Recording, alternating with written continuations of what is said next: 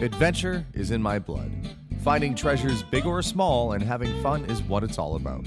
With my wife Melissa and our 3 kids, life is pretty full. But there isn't a mountain we can't climb together. This isn't your ordinary antique store. My name is Alex Archbold and this is Curiosity Inc. Good morning everyone. It is a actually kind of mild winter morning here in December. There's a few days until my birthday. Hopefully it stays nice like this out. I am on my way today to Calgary, Alberta because I'm going to a YouTube conference. I have no idea what that's going to be. They don't give you too much for details. And I've never been to anything like this before. I don't think it's going to be a massive one. I think those ones happen down in the States, but it should be interesting nonetheless. So I'll see if they let me vlog. I'll tell you guys what it's all about. And I'm going on a 3.5-hour bus ride right now to a completely different city. So hopefully it'll be worth the trip. This is my seat to be, or is it? Our seats are equipped with seat belts, and we do encourage our passengers to use them. However, we do not police it. That's entirely up to you. And again, while we're in city limits, we do ask you kindly, please remain seated at all times. So we're going to ask you to sit back, relax, and enjoy your ride. Thank you.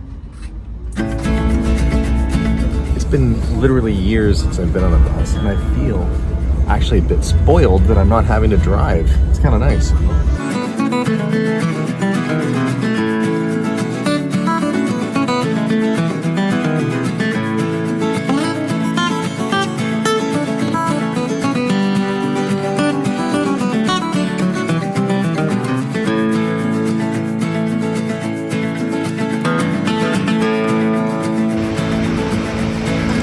Calgary, Alberta, Canada, downtown on a beautiful December morning. It's actually nice out. Can't even see my breath, it's so nice. Calgary is a good sized city here in the southern part of our province. It's a big town that thinks it's full of cowboys. If you ever come here, they do the Calgary Stampede. And at one point, the Calgary Tower, was once the tallest building around, but it's been dwarfed by lots of new construction around here. So it hasn't been the tallest building probably since the 1970s or early 1980s. Still a cool thing to look at. It's a good marker when you're walking around downtown.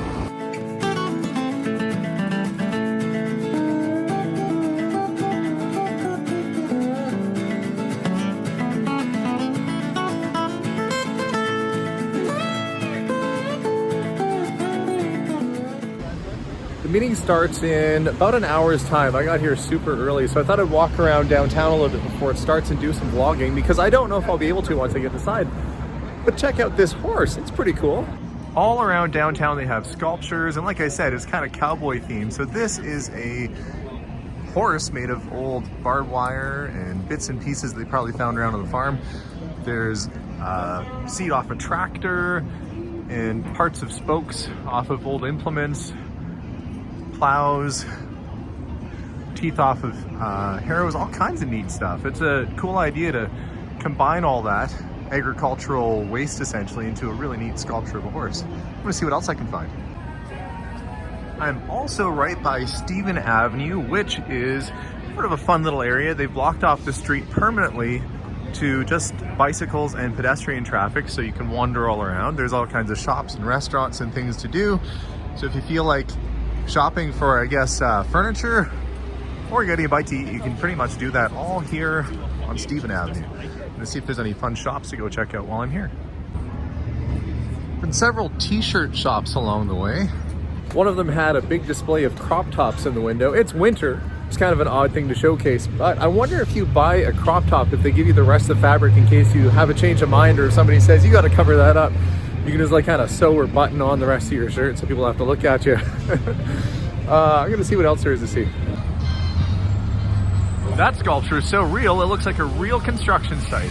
Amazing. I'm gonna stop in at the John Fluvog store. If you're not familiar with Fluvog, it is a Canadian founded company, started in Vancouver, John Fluvog. Used to import Doc Martens back in the 70s. Now they have their own line of shoes and they're pretty funky. Let's go check it out.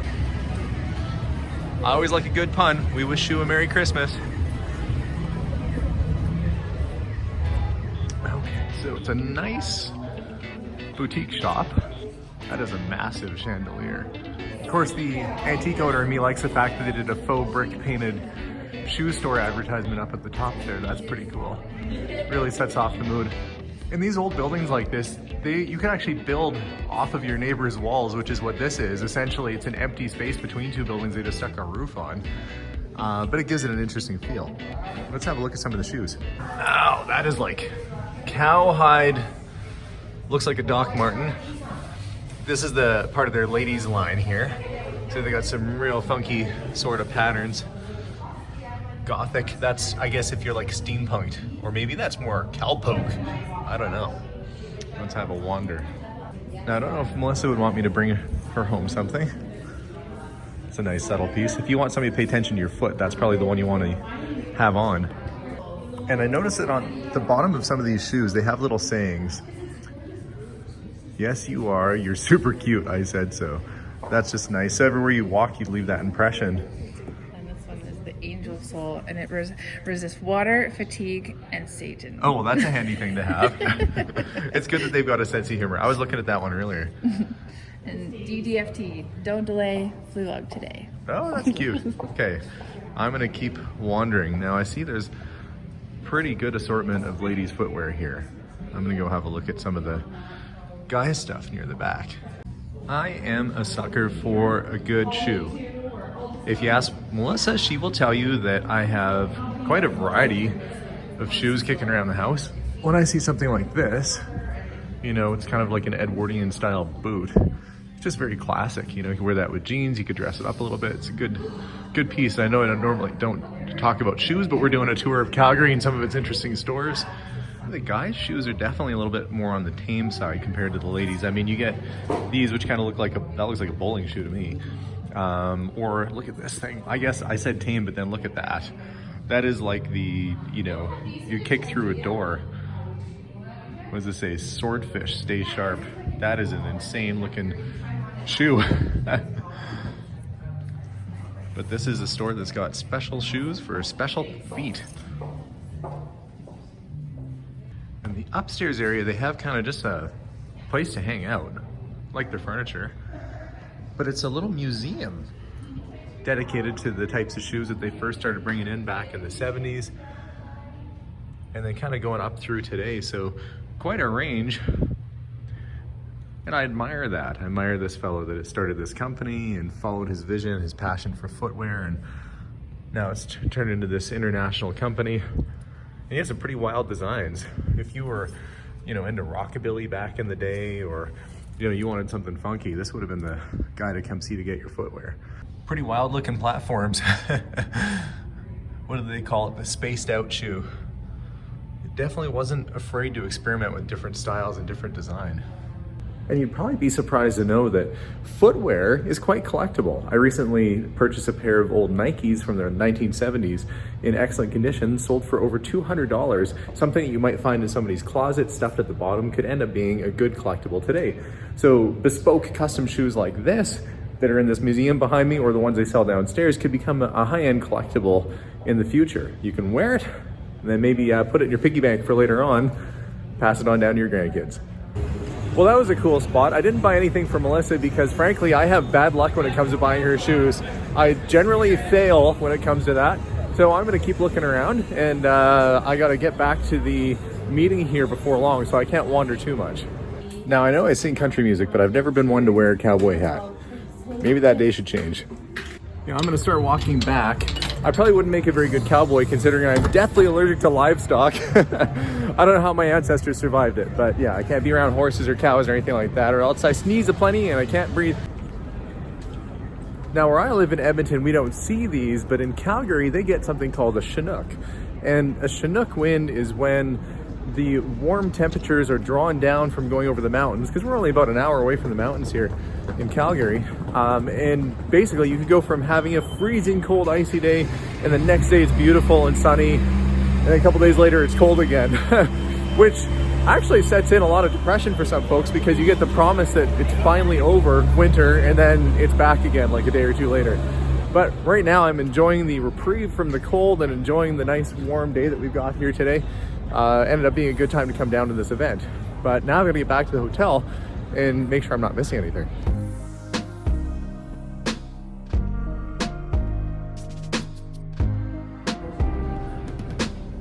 The hotel has this really cool winding staircase that goes upstairs. Probably the worst staircase to be chased down because you'd be like terrified running in a circle for an excessively long amount of time. Here we are. So essentially it's like a little conference room here.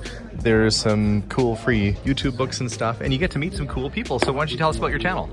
So our channel is called Must Do Canada, and we basically make videos about the best things to do across the whole country. We've been to all 3 oceans, all 13 provinces and territories, and always working on new content to advertise this amazing country. Yeah, so a great chance for us to meet each other and to meet some other creators that are here. I guess we haven't started yet, but I guess we'll see what it's all about.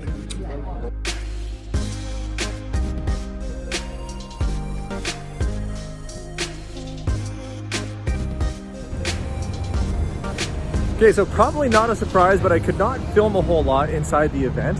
We learned a lot of stuff. We went over psychology and the human brain, which you wouldn't expect to do on a video, basically a video junket like learning about YouTube, but that's what we did. Talked about the brain, human psyche, and then we got into how to fix our channel and make it better. Okay, so the few things that we covered off that I wanted to take a minute to go over.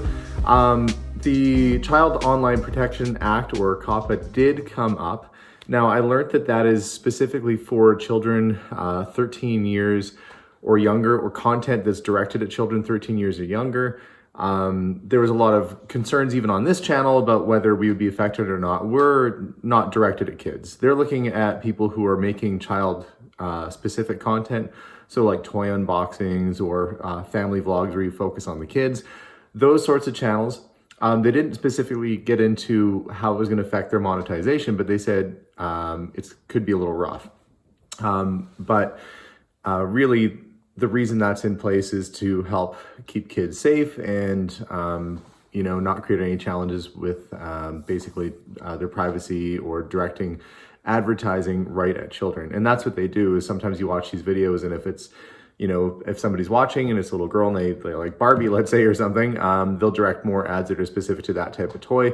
They can't collect information on kids, so they had to make some changes, which I think ultimately are for the better. So the channels that were there that were kid related were certainly concerned, and they had a lot more questions after the fact than I did. The nice thing that I feel I got out of it, one, you get to see that there's other people in your area who are creators and doing really cool things. And you get some tips and tricks, but there is some really good information on how to improve your channel. So we talked about things like understanding how to use Google Trends. So you can go onto Google and you can look to see what's trending. So there was a fellow there that does Lego guns, and if Overwatch, the game, is super popular right now, he'll build stuff out of Lego based on that versus Minecraft or whatever. So you can flex your trends based on what's popular or not. It's really just, the whole event was about how to keep your channel relevant and how to keep yourself sort of on top. I don't follow trends more or less on this channel. So I'm kind of don't fall into that category where I'm following what's new with pop culture, because we are storytellers and kind of go on adventures and do our thing here. We're more like a traditional TV sort of program. So for us, I don't think that some of that stuff was handy, but not specific. What I did find out, though, is that it's good to diversify your channel. They talked a lot about making sure that you have other things. And they gave an example.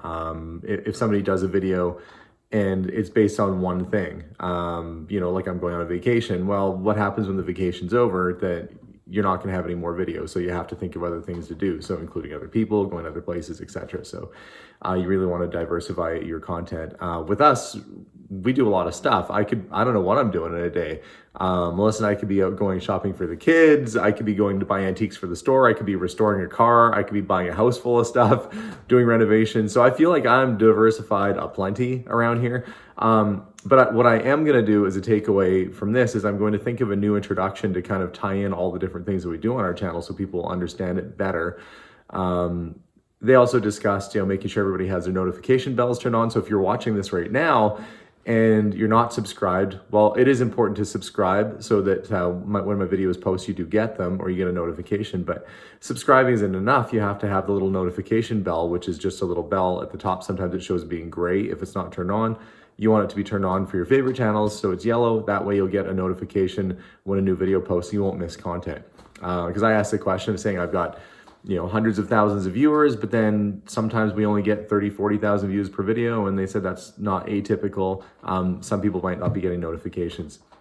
So it was really a good learning experience from that perspective to see what sorts of things are important to YouTube right now. The main thing as of this filming is making sure that kids are safe, and I think that's a good place to be for any company, is making sure that children are looked after. And it's nice to hear that a company like that is taking that seriously. But also knowing that they made the effort to come to what is relatively a small town. I mean, there's 1 million people or so in Calgary, but still, they normally do these sorts of events in like LA, New York, and so forth. So this is the first time they kind of did a little stops along the way to meet some YouTubers along the way in Canada. And you get an idea about what sort of content is out there. And it really opened my eyes to all the different things that people are doing. I mean, I think I was the only guy that was doing something like this. But there's people who were travel vloggers. There was people who were doing makeup tutorials, very specific things. Like there was a Thomas the Train Engine channel where the guy sets up Thomas the Trains and they review them and have little races with the trains and stuff. So just a wide variety of things that people watch, and surprised to learn all the different content and really what you can do as a YouTube creator to try and make your channel interesting. So if you are a YouTube creator and you're watching this, maybe there's some tips and tricks in there that I just shared, hopefully. I guess the main ones are keep your content interesting, diversify if it makes sense, stay on trend if you're following trends, don't get stuck in a rut. Those were all things that kind of came up. So hopefully some of what I learned today will be of help to you guys too. But it was a fun experience, and I kind of wanted to chronicle the whole like getting there and traveling around, because honestly it was fun to go and visit Calgary again, for even if it was just a short while. I guess the important thing to know is that there's tons of people to watch tons of different things. There are, I think they said something like 72 years worth of viewing uploaded to YouTube every day. So it's very easy to get lost out there in YouTube. That's a crazy amount. You couldn't live, like, you don't have enough life to watch everything that's uploaded pretty well almost every single day on YouTube. So you have to be very selective with the things that you like, and provide feedback to the channels in a positive and constructive way so that they can work on their content. And they also advise creators to listen and try and take, whatever advice they can to try and flow with the content. The other thing they talked about was demographics too. So you want to look at who are your videos marketed towards. Are you marketing towards, and you have to look in your analytics for this, is it mostly male? Is it mostly female? Is it mostly children? Is it mostly people the age of 65 or over? Like, who is your target market? And there's a challenge with, there can be a challenge, I think, with people who market specifically towards kids, because they will age out of your videos. Eventually that 14-year-old who's watching that tutorial is going to move along and do something else, and you'll have to try and be relevant to a whole new crowd. Same thing if you're marketing towards an older generation, then sometimes those folks might get bored and move on from your content too. So I was going through my analytics and finding out that majority of my viewers are probably between the ages of 20 and 65. So that's pretty much everybody. And it's almost 50% male and female. So I'm not too concerned myself, but I think that if you have a channel and you are specific to, let's say, 8-year-old kids, you might have to make sure that you're staying really on trend to what the next batch of 8-year-old kids is doing or interested in, because otherwise you're going to lose out on your demographic. They're going to grow up and you're not, or well, I guess you will too, presuming you're a YouTuber that's probably older than an 8-year-old kid. But you have to make sure you stay on trend. And I think that's where going to Google Trends is important, and check your analytics on your channel to really understand who's watching and why. You can even follow the curve and see when people check out in a video, and discover, what part of your video people kind of sign off on. Maybe it's not the content they're looking for at that point. So yeah, very, very interesting. You know, they did encourage us to put in ads at the beginning, at the end, and mid-roll, because they will not always select every single ad that they recommend for you. Some people get more ads, some people get less. And if you're watching this and you're out there and you're not a YouTuber, when you see those little commercials, those commercials are designed for you. So I had somebody write me once, and it was a commercial for an ad campaign, a political campaign. I'm in Canada, so I wouldn't be sending you American political campaigns. So they think that you are interested in that, so they send you that. Same thing with if it's shopping or whatever. Those are ads that are specific to you based on your viewing habits and the stuff you look up online or whatever. Your YouTuber doesn't pick that. The Google figures out from their algorithm what you should be getting. But not everybody gets the same ads. Not everybody gets the same number of ads. It's all their crazy science, which they've got figured out, which is probably kind of scary if you think about, like, they know who you are, and they can send you stuff that they think you're going to like or be interested in or react to. But they did encourage us to put the ads in our videos, because they said if we don't put the ads in our videos, the next video will, and they're going to get the same ad. You may as well get it in your video versus the next person. So they definitely encourage advertising. It was, and by the way, if you see ads in a YouTube video, for most of us that are monetized, which means that we can make money off it, that's how a lot of us kind of earn our paycheck. That's how we get paid for the content we provide. We don't get a paycheck from YouTube as employees. We just get paid for commercials that play. So if you watch them, if you click on them, we get paid a little bit more. That's how that kind of works. So if you do support a channel, you know, let the ad run is not a bad thing to do. I mean, obviously just watch the content in whatever way is most comfortable for you. If you want to skip or pass by, or people have apps or things loaded up so it can go over top of the video, or go over the commercial, that's fine too. But that is how YouTubers make their money, really. It's all off of these commercials. And that's why I think the children's programmers are concerned, because if it's limiting their ad revenue and if it's limiting their access to their viewers, then it's going to be much more challenging for them, I think, to make a living off of doing this going forward. So all in all, I would say it was definitely worth the trip. Plus, I got a snappy notebook and a YouTube blanket, and an official, look, it's like I'm a employee of YouTube now. I've got my official card here. So some good swag. I got a couple of pens, which I guess I'll give to Melissa and the kids. So a lot of fun. I think more than anything, I was hoping to learn how to better engage with the audience and how to improve my content. And I think I got all those things. Plus, I got to come visit Calgary. Did not buy any crazy weird shoes while I was here, but I probably should have. That would have been interesting. But a good fun trip. I'm glad I came out. So thanks again for watching today's episode, guys. I hope you had fun coming on this little journey with me. Make sure to hit that subscribe button and like the video. By the way, if you haven't hit the little notification bell, you should probably do that. Otherwise, you're missing out on all kinds of videos from us. So hit the notification bell. We'll have more adventures and more stuff coming to you soon. Thanks again for watching, guys, and bye for now. And I think I have just the perfect use for the new YouTube blanket. Nice and cuddled up for the ride home.